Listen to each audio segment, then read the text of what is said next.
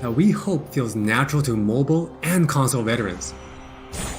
We have spent a lot of time building on that foundation with a focus on responsiveness and precision.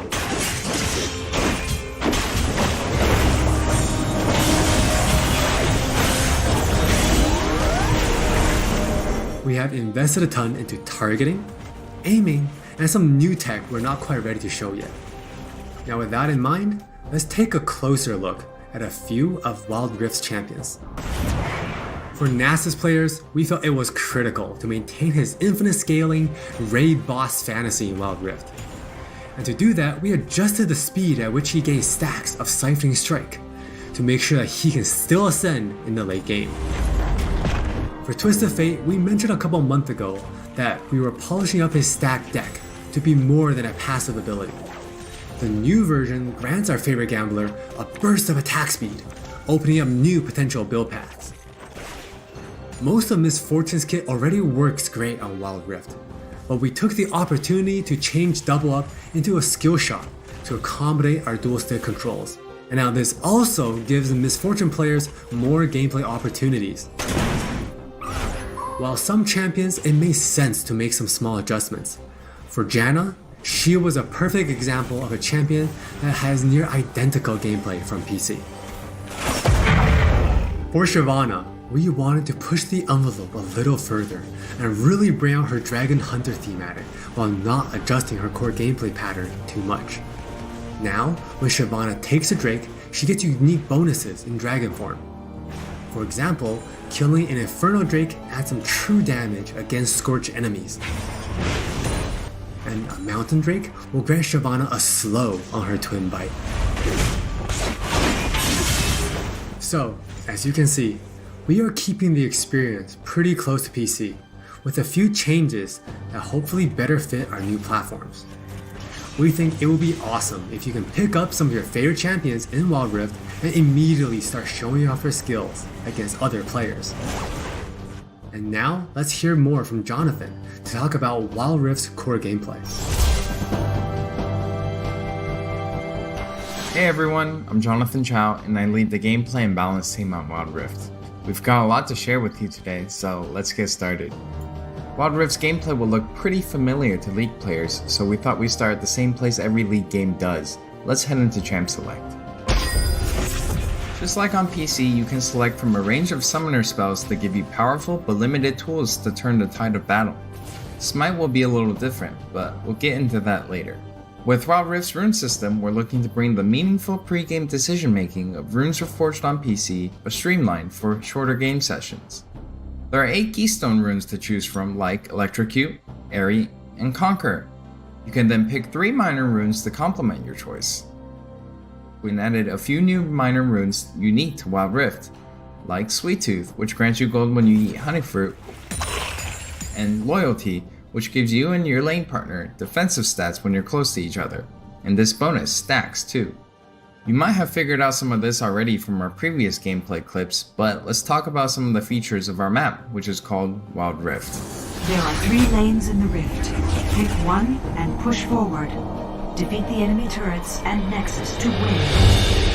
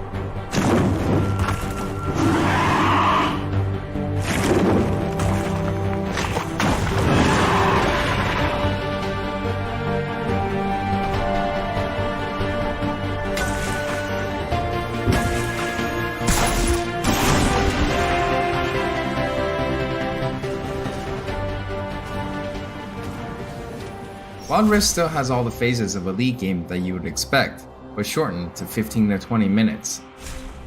From last hitting and trading in the laning phase, to setting up the perfect gank, to fighting over that crucial dragon, to clutch team fights.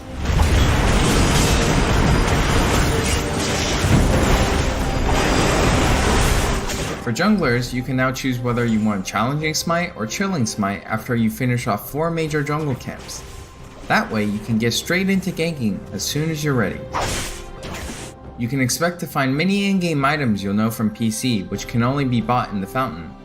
While the number and tuning of items may be different, their purpose is almost identical. For instance, Rabadon's Death Cap is still the go-to item for stacking up your ability power. And Trinity Force still deals tons of damage. We also need feedback on our new Tear of the Goddess item designed for tanks. It's called Fimbulwinter, and it'll grant you a shield when you crowd control someone. Wild Rift also features many familiar active items, but each player can only purchase one. These active effects are now bought as a third tier for boots, and you can mix and match any upgrade with any boot type. Support players might want to pick up the Redemption enchant, and tanks can grab the Stoneplate for extra resistances. Or maybe you'll want to try something that's totally different. We've added a quick buy pop-up for when you really need to get back to lane quickly too. We've built Wild Rift's gameplay with depth and strategy in mind. We want this to be a MOBA that's easy to pick up with friends, with a high ceiling for mastery, so we're hoping the core 5v5 experience lives up to your expectations. Speaking of 5v5, the Regional Alpha also has Co-op vs AI available to practice your skills, a tutorial that covers controls and abilities, and we're looking to add new modes after launch. Alpha players can even test the rank system, which we've designed to retain the core competitive spirit of League, with a few adaptations for new platforms. We'll talk more about this at a later date. That's all from me, now let's talk about skins. Hi, I'm Christina1, and I'm the product lead for personalization on Wild Rift. Now we know typically when it comes to monetization, mobile games have a lot going against them, with things like business models that force you to pay to play, wait timers, tons of annoying pop-ups. I don't really love that experience, so we're not going to do that. We want to offer you a range of ways in which you can express yourself, whether that's customizing your profile, showing off after you've outplayed someone, or using your favorite skins. So we're committing to following the business model from League PC, meaning you can earn all champions for free and paying is optional. It's not a core part of the game, and it should never feel like you're forced into it. All right, with all that said, let's look at some skins.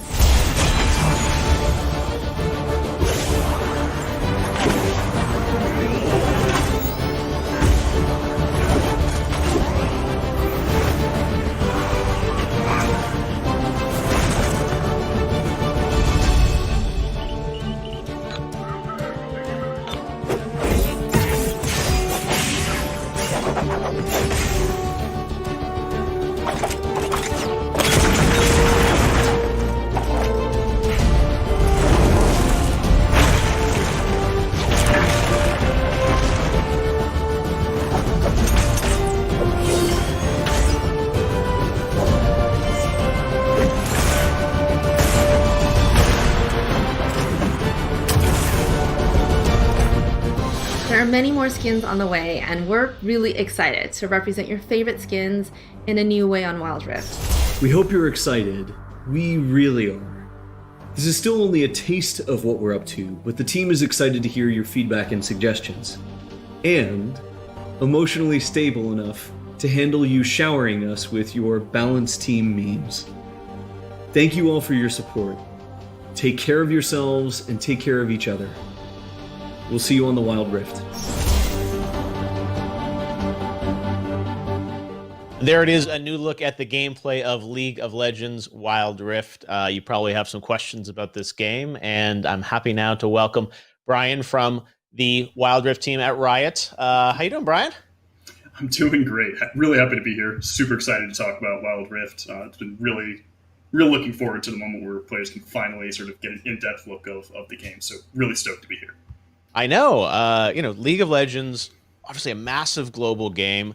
Last year for Riot Anniversary, you announced Wild Rift, which is something that fans of League have been asking for years, having a mobile version of the game. It is also coming. This will be the version that will come to consoles, and for some people, this may be the first time they probably know about League, but are hearing about Wild Rift.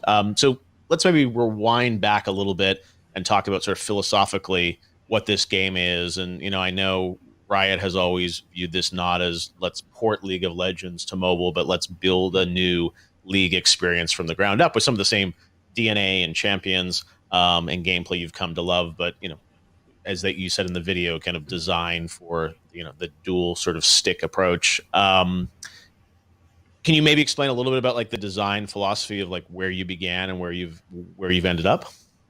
Oh, sure. So I think playing League of Legends on other platforms has been something that League of Legends players have asked for and wanted for a really long time now, for all sorts of reasons. Whether that's just fits into their lifestyle better, or it's time constraints, or a lot of people just don't even have access to a PC anymore.